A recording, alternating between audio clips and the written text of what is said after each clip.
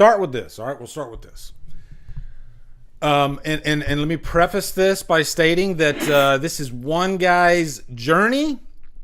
I am no expert. I am no million subscriber.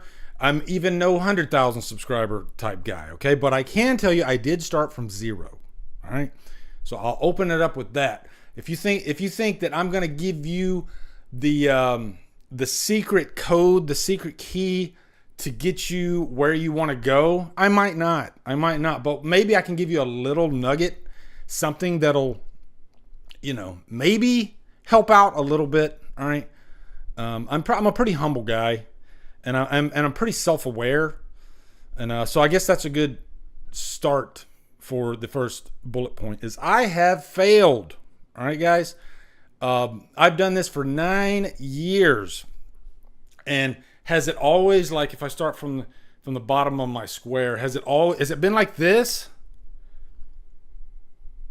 No, it hasn't been like that. It's been like this, and that's just the way YouTube is. For what I do, talking about movies and whatnot, it's kind of seasonal for me, and I don't do it exactly the right way that I should do it. What factors in for me might not factor in for other people, because I have a full-time job. Right now, I don't have a desire to go full-time YouTube. It's not for me right now. Because I like this to feel like a hobby, and I like this to feel fun. Even if I get up to like freaking, 100,000 subscribers. Right now, like say right now, today I hit 100,000 subscribers. If that happened, the way my mindset is right now, I probably wouldn't go full-time, okay? Just because, I like my full-time job. I talked about this with Jason a while back, and he was kind of surprised, actually. It's like I don't want to rock the boat, It's kind of like a baseball player and how they're kind of superstitious with things. And if I actually got to a point where I could go full-time YouTube, why change what's working? I guess that's what my mindset would be. If it's working the way it is, and I can manage everything the way it is, then why mess with it, right? Who's to say, like, what if I quit my job and then now I've thrown off my schedule completely, and I don't know what to do with myself because I have a certain schedule. My YouTube days are usually Thursday, Friday, and Sunday. That's my time when my wife's at work. And so I just go full, I really just give it everything, give it my all during that time. So I guess that's a good way to preface, just so you guys know who I am as a person, I'm not that guy right now. I don't know what the future holds, but I'm not the guy right now that says my goal is to go full time. A lot of you that do YouTube, that might be your goal. And I'll even say it was maybe my goal when I first, like my first year. That was kind of a cool idea. And my job at the time wasn't that great. So yeah. But where I'm at right now, I feel comfortable. I feel very happy with YouTube, happy with my family life, happy with, it's like Mr. Miyagi says, balance, right? Right now, I feel like I have balance, okay? And why mess that up, all right? But I have failed to cue in on that first comment right there. I've had dry spells, where I'm not getting the views that I would want to get. And usually there's a reason for that. It could be it's the off season, because I think I get my most views around October to January. That's a big time frame. But you do have, like say maybe your first quarter up until March. For what I do, it can be kind of tough, right? So you got to be aware of that, and don't freak out if your views take a dive, because there's usually a reason for that. Okay. All right. So next topic, what do you want from this? That's a real hard question that you got to ask yourself. Do you want this to be your career? Do you want this to be a hobby? Are you not happy with this right now? If you've done this for a couple of years, are you happy? These are all questions that you need to sit down with yourself and answer, because that answer is going to determine your next step if you're wanting to change something. Okay. I say if you do this for fun and as a hobby, and you're just having a blast doing exactly what you're doing, then I'd say stay the course. If you're not in it for the views, you don't really care about the views, but you're kind of having a good relationship with the community. They know who you are, and you have your live hangouts or whatever. If what you're doing right now is really making you happy, then I say why change it, but if you're wanting to go into I don't want to say career mode, but you want to, okay, I want to go to the next level, I want to take this really seriously, then you have to maybe change things up a little bit, find out what it is you're doing wrong, if you're doing something wrong, and you need to try to adjust it. Third bullet point. If you plan it, do it. This is a very important one to me because I see this all the time in the YouTube space. I see so many YouTubers, young YouTubers, even older YouTubers that say they'll in January they'll say, I'm gonna climb this mountain. I'm gonna do this. I'm gonna make a 4-part series on why Halloween is the greatest franchise ever made. I got my schedule out. I got my plan. I know exactly what I'm going to do. Then you wait through the year and it's crickets. Nothing. No, I see it all the time, and I don't judge those people because life gets in the way. I get it. I completely get it. But I think the reason I say this is because, not to pick on you, but to try to get you to realign your way of thinking. Like my thing, and I don't always nail it, but sometimes I'll be like, I'm going to post on Twitter today something that I want to do. Like, say, when I did Halloween Ends Revisited, I waited a little bit too long to do that, but I never mentioned that it was coming. And so I said, I need to get this revisited review out, but I can't just, I can't half-ass it. So what I did was I went to Twitter and I said, okay, I'm ready. Halloween Ends, it will be out on this date. Let's say 2 weeks from now. And 2 weeks from now, Halloween Ends Revisited, boom, it came out. A bigger goal that I had was I'm going to do a Scream documentary. I said that to myself one day. Before that, I said I'm going to do a Halloween documentary, but let's just take Scream, for example. I said, okay, the Halloween documentary did really well. That gave me a little bit of gusto. So now I'm going to do a Scream documentary, and I'm going to have it set for the week before Scream 6 comes out. I gave myself a deadline. I gave myself 3 months. I hit the deadline. I did it, and I worked my freaking ass off, But it a little bit, and this isn't cocky, but I knew that video was going to do well. I just had a feeling, just because of the work that I put into it. I was like, this is not something I see on YouTube that often, outside of the official Scream documentaries or whatever.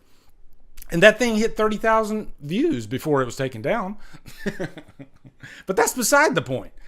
My point was, if you plan it, do it.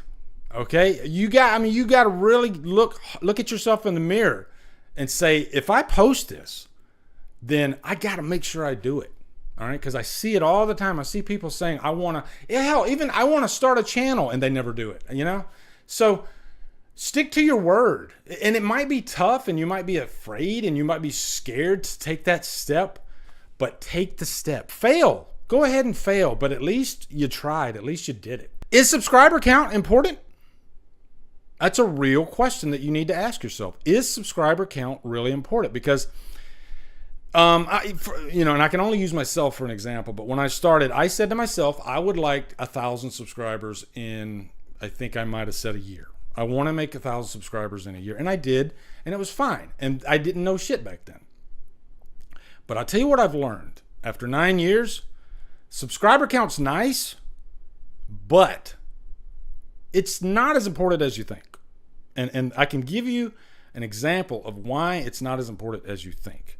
Because I started a second channel because I needed to realign some things. I was doing my DD Live clips, and I'll clip this out, but they were getting in the way of the algorithm for my normal channel, where I just do new release reviews, catalog reviews, you know, more produced type content. Whereas when I do my DD Live clips, that's more laid back, you know? So I thought, you know what, I'm gonna make a second channel for my DD Live clips, which I did. I started from zero. And what I noticed very quickly, once that channel started getting some footing, which it has 2,300 subscribers now. My main channel has 56,800 subscribers. That sounds like a great number, right? But if you do the average and you look at my view count for the second channel and the first channel, it's not that far off. It's really not that far off. Now, does it help that I promote my second channel on my main channel? Yes, but that's only going to get you so far. It's all about the algorithm. And if you're consistent and you're putting out, I'd say fresh content, like I try to put any kind of updates, you know, I try to front load any stuff that I put out according to any kind of news updates for horror. Because what I've learned is on the second channel, I was scared that I wasn't going to get the views. Boom, I put out that update for Maxine. It's like almost 4,000 views now. And I had a run there of like, you know, 4,000, 3,000, 2,000. And this is like what I kind of average on my main channel right now because it's kind of the off season, you know. But so if you're starting a channel and you're saying, damn, I don't have 50,000 subscribers, I'm not going to get any views. Not the case. If you're focused and you're consistent and you're doing what I call green content, you know, fresh, updated content about, you know, say you're doing like news stories, you know, brand new news about, say, 28 Days Later or something like that. Yeah, there's a high possibility with very little subscribers you're going to get views, because I literally had a comment the other day on Drumdums Xtra. The guy said I was looking for alien updates. I wanted to get some alien updates for Romulus. He found my video. He didn't even know that I had a main channel for Drumdums. So I got a subscriber on Drumdums Xtra from a guy who's not subscribed to Drumdums. He didn't even know about Drumdums. So subscriber count, it's not as important. And hell, I'll even say this right now. I've seen people with 100,000 subscribers and they barely get any views. I've seen it. So that's another, I guess, bullet topic that I could say right now is that you have to keep it up. Even if you get up to 100, like when I first started, I was like, if I get it to 100,000 subscribers, I don't have to upload content as much. Nope. It'll fall immediately, and sometimes it's hard to get it back up, right? So you have to stay on it. You got to, because in the market these days, and everybody's just like now and go, and they want to get the latest update, and they'll go to another channel before they'll go to yours if they get it out first. So first is a thing in YouTube these days. It really is. So next one, clickbait, but don't cheat. And the reason I say this is because thumbnails are really important, but I can't tell you exactly what you have to do. Like, there's no secret formula for thumbnails, I don't think, because the reason I say that is because I've seen thumbnails where there's no text. It's just a picture, you know?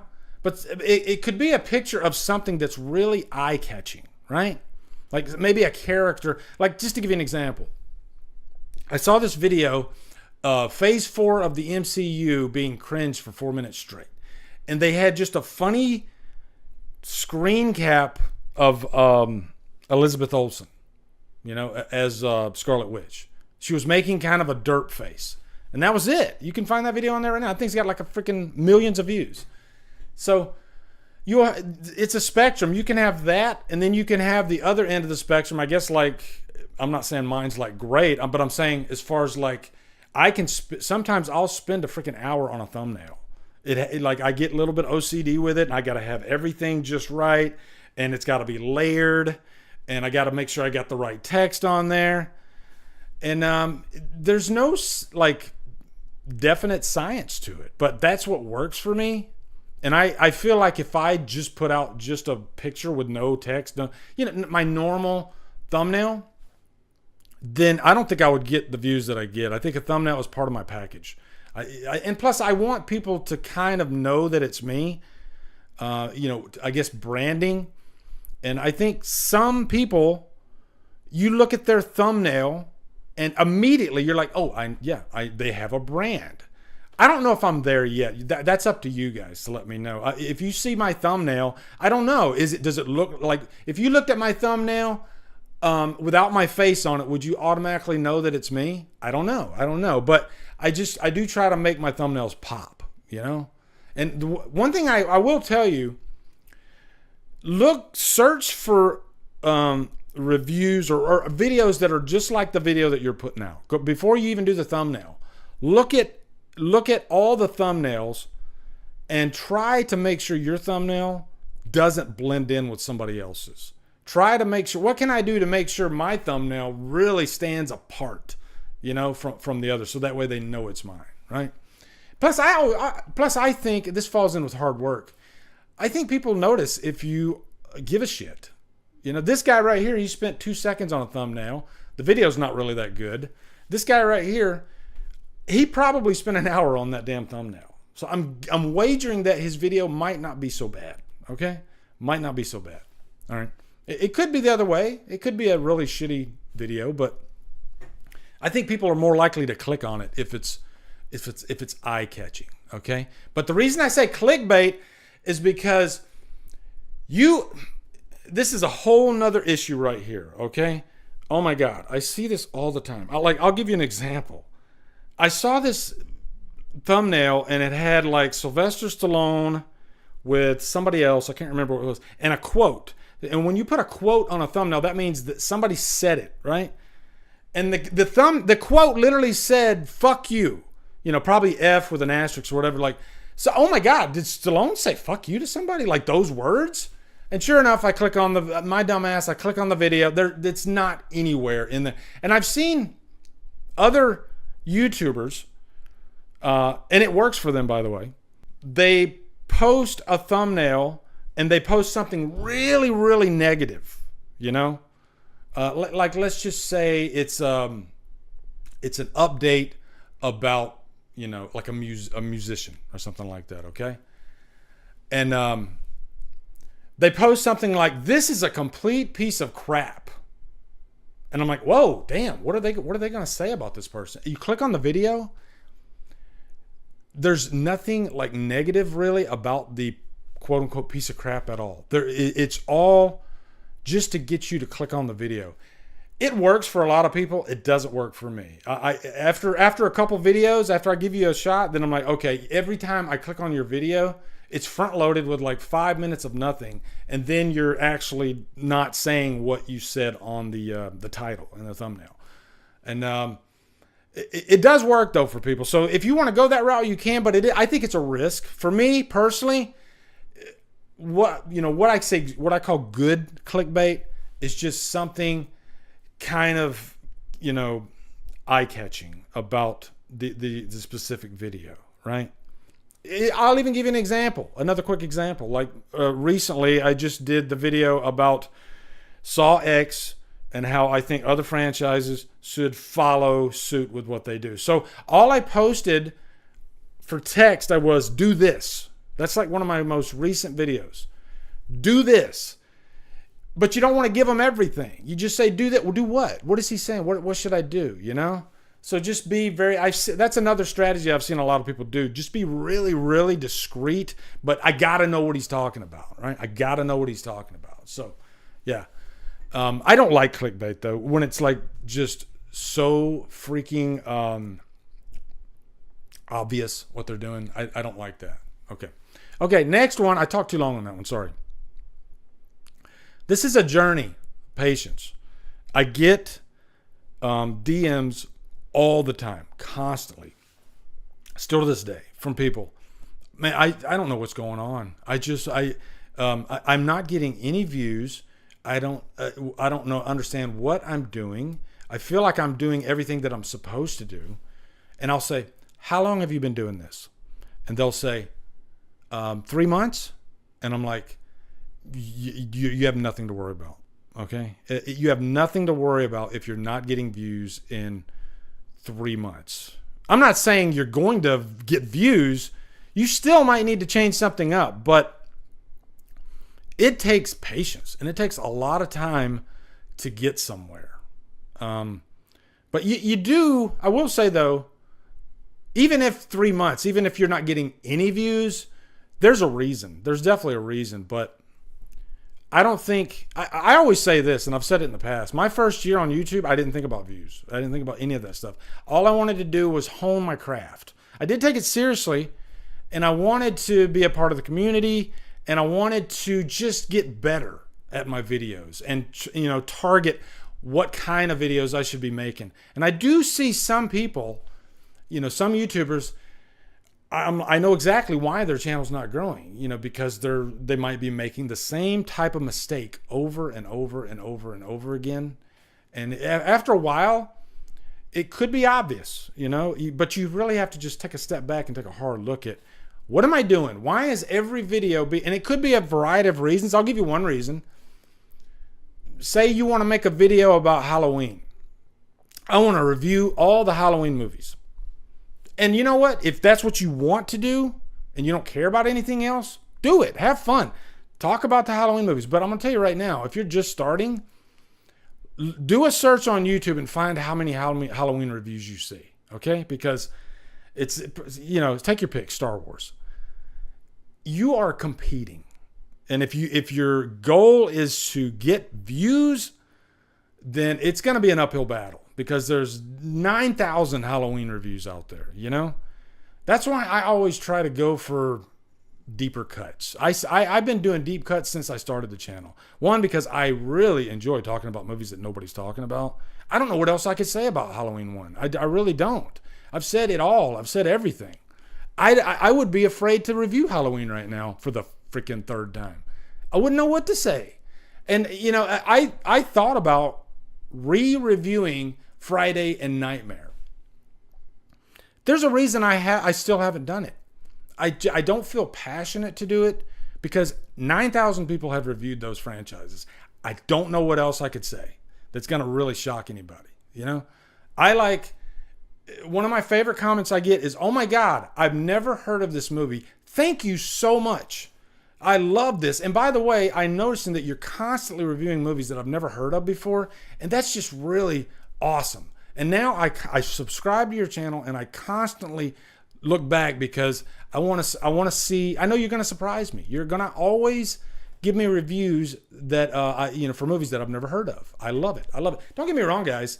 On my live streams, I find ways to talk about mainstream horror, the big three, because I do enjoy talking about that stuff, but I try to look at it from a different angle. And I'd say if you're dying to talk about Halloween, maybe work on your title.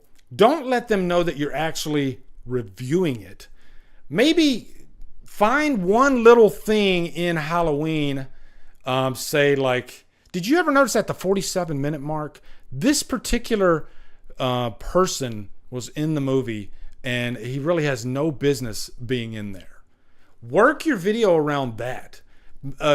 Give the audience something that they've never even thought about with how, like Charlie Bowles, there's a connection to Charlie Bowles and Loomis, you know? I'm not saying there is, I'm just being, just giving you an example, but I think if you want to get views, but you really want to talk about Halloween, still review the movie, but title it in a way and kind of veer your review towards what you're titling it.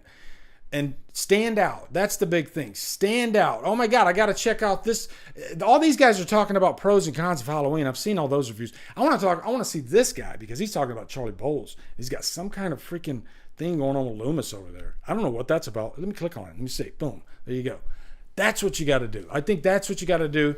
Now, if you're reviewing Alice, Sweet Alice, and there's probably not that many reviews, just call it a review. You know, I'm going to review Alice, Sweet Alice. There's not 9,000 reviews of that. So I'm just going to have my fun. I'm going to make it mine, but I'm going to review it because I think people might still click on it. But yeah, I know that didn't really fall in with patience, but I think you know what I mean by patient, because I was getting all those messages all the time.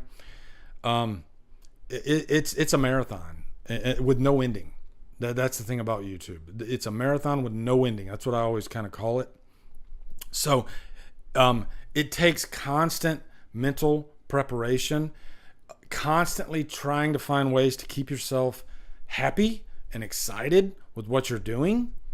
It can be a real head trip. I call it the YouTube mind fuck. Sometimes it happens, and sometimes maybe you got to take a step back and realign. And and I guess that falls in line with, what do you want from this? So if you want to just do this because you're in the moment, you're loving what you're doing. Oh, I can't wait to talk about that. Like today, literally, when I was walking around, when I'm doing these live streams, I swear I'll have my phone on me and I'm literally an idea pops in my head. Shit, I got to write that down. I'll write it down. I want to talk about part 4s. And you know what, guys? I can't wait. To like sit down with you guys and start talking about part 4s. That's how I get my motivation with this. I make it myself, I don't wait for the videos to come to me. I don't just sit there. Okay, I'm waiting for an idea to come, a video idea that's going to come to me. No, you got to go find it. And for me, it helps if I exercise. It helps if I go for a walk. Ideas just flow into my head when I go for a walk, and it really helps. And I get a lot of ideas from you guys. You'll notice that I constantly post, hey guys, give me some ideas for this. I put it on you guys constantly, all the time. And you guys, you never fail me. You never fail. You always say, hey, I got this, and this for you. And I'm like, shit, hold on. You gave me too many ideas. I love it. Thank you so much. So I thank you guys to death for constantly keeping this fun. I posted on that YouTube post recently. I started it off with, I think I'm happier now than ever. And that's not me trying to, front or anything. I am dead serious. Right now, I feel like I'm happier than I've ever been with YouTube. I'm content. I'm enjoying it. And that's what I want from you guys. I want you guys to be happy with it and don't expect, here's the thing I didn't put on here, but I'll go ahead and say it right now. And I do it. It's hard. It's really hard not to do this, okay? Comparing yourself to others. This might be the number one thing that I struggle with, because there's always somebody out there that's doing it better than you. Always, But what you have to do is really just say, that's them and this is me. And this is my journey, and there's nobody else like me. So you can't constantly just focus on somebody else, because it can really get in your head and it can fuck you up, and you have to pull yourself out of it. And I think you just got to lay out the pros about how your journey's going. I got this going for me. Not too many people are doing this type thing, I don't need the views that she or he has. I'm content with what I got, and I do want to better myself. But and I guarantee you, somebody is thinking that about you. There's probably somebody, if you've been doing this for a long time and you're doing okay, I guarantee you there's somebody below you that's thinking the exact same thing. All right? Let's put it this way. There's a guy right now that probably has 500,000 subscribers. And you know what he is? He's jealous of a guy that has 1 million subscribers. YouTube is a competitive game. And I didn't want it to be that way, but I think competitiveness can be a good thing, because it pushes you, it drives you, it forces you to try harder. So I don't think competitiveness is bad at all, but it can mess with your head if you let it get to you. There's always at least a few other people that are going to have the same. I'm in a Halloween space, okay? I don't just do Halloween purposefully, but there are other Halloween channels, and I guarantee you we all watch each other. You can't get, it's just healthy competition. All right. Work hard, no shortcuts. That is probably the most obvious idea I can give you right now. You cannot half-ass this if you want to get somewhere, if you want to build an audience. And it's not going to happen immediately. People will notice if you work hard. People will notice if you pay attention to them. I literally spend, as much time as I can every day answering comments. And not because, and that's not even a job for me. I really enjoy getting in. That's the one thing I love doing first thing in the morning. I want to get online. I want to talk to my followers or just people that watch the video. I want to thank them. And plus I get ideas from a lot of my comments too, but it's a grind. And, there's so many different versions of working hard. That's one of them. The other one is, editing.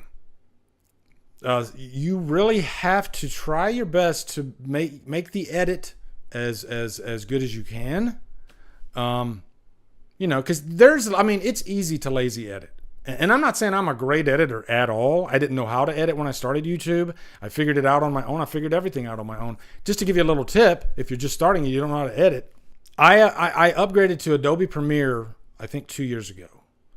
And I didn't know really how to do too much. So instead of stressing myself out with, pulling up a video, how to edit a video from start to finish, and it's an hour-long video. That stressed me out. So what I did was I just sat down, I started editing, and I did what I knew how to do. And then if there was I want to make something slide in, or I want to make this effect happen, I went straight to YouTube. I literally typed in that exact thing. I looked for like a quick 5-minute video, and I found every single time. That's how I taught myself. So it was just like maybe a dozen different videos for me to figure out how to actually edit the way I do. And those are little tricks that I just kind of learned along the way. I have a short attention span, and it's hard for me to,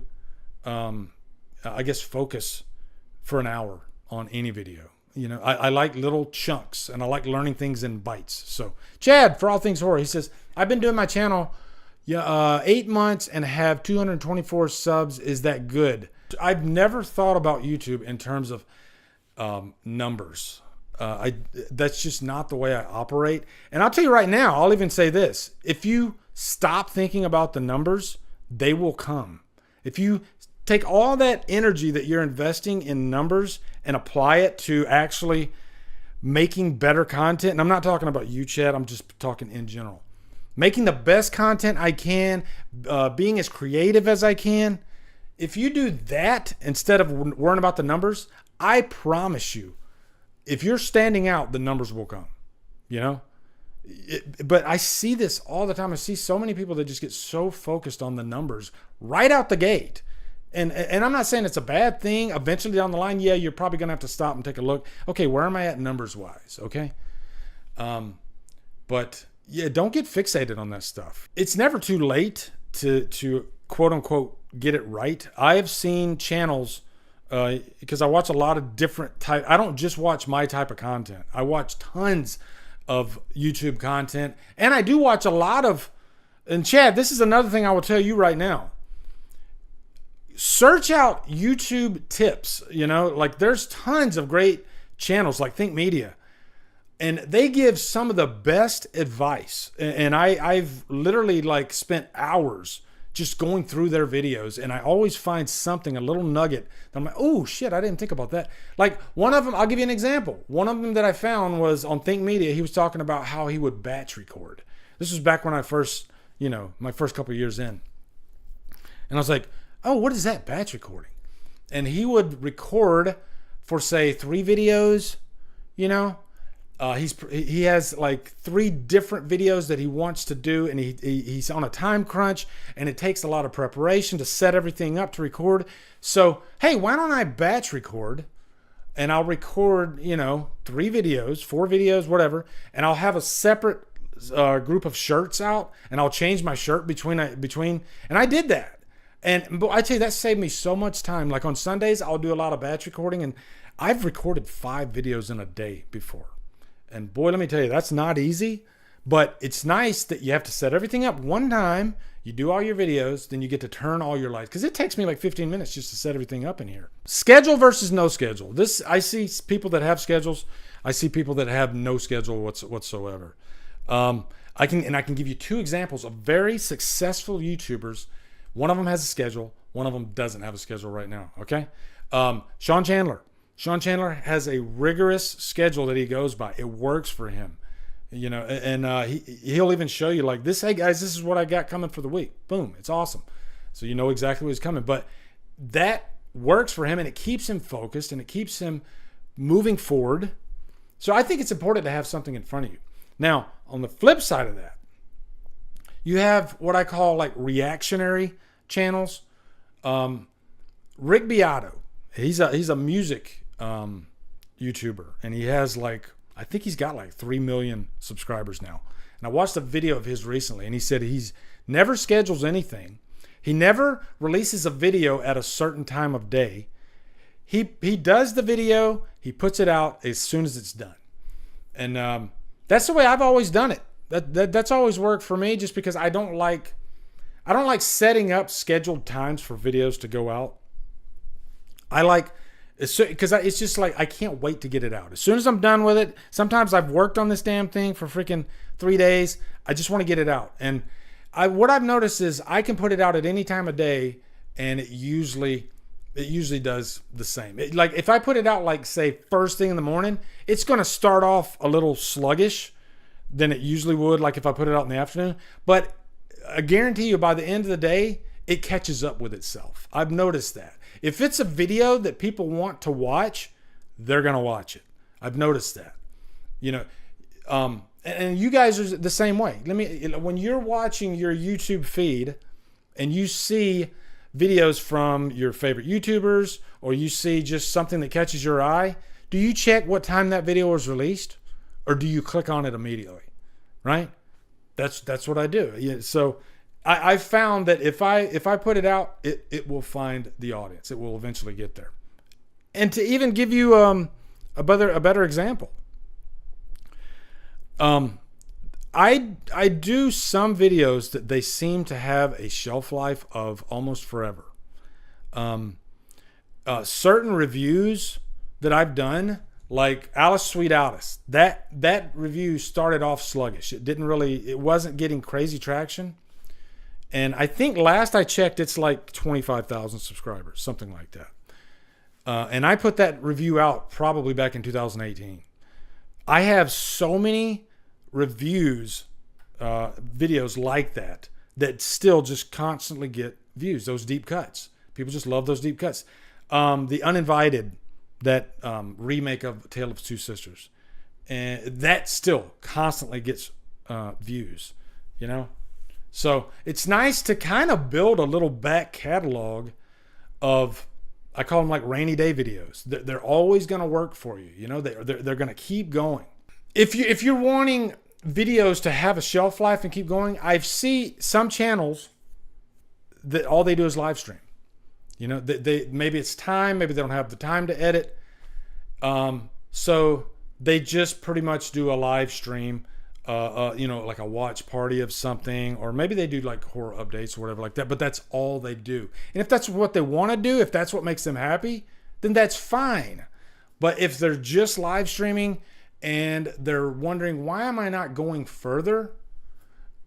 That might be the reason why. Maybe you need to shift, you know, maybe you need to start thinking about producing content that has a shelf life that people are going to constantly come back to. Just being you, this is a controversial one right here, okay? Because I always see people say, be you, because there's only one you, and that's true. But sometimes, I'd say most of the time, just being you isn't enough. You have to find a niche these days. There's so much competition out there in YouTube right now. I started 9 years ago, and I'll say right now, it was a smaller landscape than it is now. It's a massive landscape now. And you can be you, and that's great, but you still got to work hard. There's probably a lot of other channels that are just like you, so you have to do something to stick out. And I can't tell you what that is. You have to figure it out yourself. But just being you, maybe you need to be somebody else. I don't know. You know, I don't know. Look at yourself. Is your delivery in your videos, you know, you're just kind of talking like this. Hey guys, I want to tell you about Friday the 13th, part 3. Really love this movie. I think it's great. You know, I call it editing myself, and also just projection. You have to talk like this, not loud, but you have to make sure that audience knows that you're passionate about what you're talking about. Oh my God, Friday the 13th, part 3. Man, I was literally on one of those sofa hide-a-beds, 10 years old, got my freaking eyes just covered. The scene where Jason like squeezes the guy's head and it pops it right, you know. You see what I'm doing there? I'm making it personal. I'm giving you a story about that's being you, you know, not just the technical aspects of it, right? The cinematography in this movie, how he used that dolly shot when it came around. No. You gotta make it personal. You gotta make it relatable, you know, and you gotta seem like you're passionate about it. And you might have to work on that, you know. Some people, it's not there at the beginning. It wasn't for me. Guys, watch my first video. You will say to yourself, God damn, holy shit. If he can do it, I can do it. Anybody can do it. Because my first video, I was scared to death. To death. Okay? And there was a question. I'll go ahead and field it right now. How do you overcome the fear of looking into a camera? And that takes time. And it's for some people, they're naturals and they get it within like the first couple times. And some people, it could take a year. I don't know. I'll tell you this right now. If you watch my first year of YouTube and you watch this year, my first year and my 9th year, I think it's two completely different people. It took patience and it took time. There's no secret quick fix to make yourself presentable on camera. It's just not. And it's weird as shit when you first start. When you look in that camera, it's scary.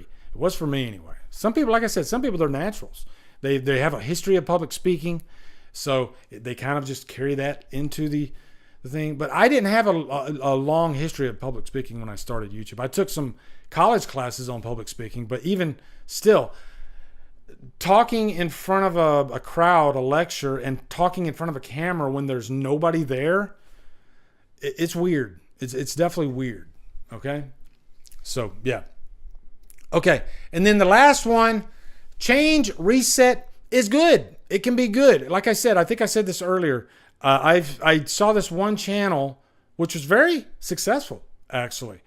And they had, I think they had like 100,000 subscribers. But then they just kind of went, you know, they died. Their channel died. So, but they literally said that they had, I think, like 9 different YouTube channels. They have stopped and started that many times. But they kept doing it because they enjoyed doing it. But they had an idea for a niche. And they thought, what I'm doing right now on this channel, it's not going to work for the niche that I'm wanting to do. So they just started over. And that's crazy to think a channel with 100,000 subscribers they don't make a second channel. They give it up. That channel's gone. I'm going to start a brand new channel, and they've done it like multiple times. I've seen a couple people do that. And to talk a little bit about mental health and what YouTube can do to you, I've seen videos where this one girl, she's literally sitting in her room. She's like, oh my God, I achieved all the goals I wanted to. I made over 100,000 subscribers, but I have never been so unhappy in my entire life. That was an actual video that I saw, and I felt so bad for her. But now, after 9 years, I get it. Happiness is not numbers. Happiness is not 100,000 subscribers or even 50,000 subscribers. Happiness is in here. And you know, it could be with freaking no subscribers. You always have to work on your mental health, and you always have to find balance with what you do. And you have to always practice self-analysis. And I suffered quite a bit there with balance. And, you know, there were quite a few moments, you know, in my first few years of YouTube where I put my family second. And that's a hard thing to admit, but you get so caught up in catching that rabbit and, you know, achieving that goal. and it becomes an addiction. This is kind of the dark side of YouTube. But I was there. I was addicted to YouTube at one time. And I would stay up late at night. And I would come to bed at like freaking 1 o'clock in the morning to a wife that was angry. And I didn't plan on talking about this part, but you know what? I'll share it all. I'll be as real as I can with you guys. At that point, it didn't matter how many subscribers I had. I fucked up. My life was at probably an all-time low because I put too much time in one basket, in the YouTube basket. And so eventually, sometime down the line, I was able to step back and get help and realign myself. And now, I think it did help to get a job that I enjoy now. But now, I look forward to my family time. I always put my family first. And that's why I was telling you, I do YouTube on certain days when my wife's at work. I have a rule with her. I say, when you're home, I stop. I've literally been, I probably had like maybe 30 minutes of editing to do. And this video could go out. I've stopped the video. It's not that important. I can put this video out tomorrow. It's not that big a deal. At the end of the day, it's not that big a deal. What's up, guys? You are at the end of the DD Live clip. What I do is I like to clip these out if I think the topic is important or something that's newsworthy. So thank you for watching. And if you want to watch more, you can go over here. You can go over here, click on one of those. And hopefully I can do this for 20 seconds, which I think I did. Okay, so yeah, thanks for watching, guys.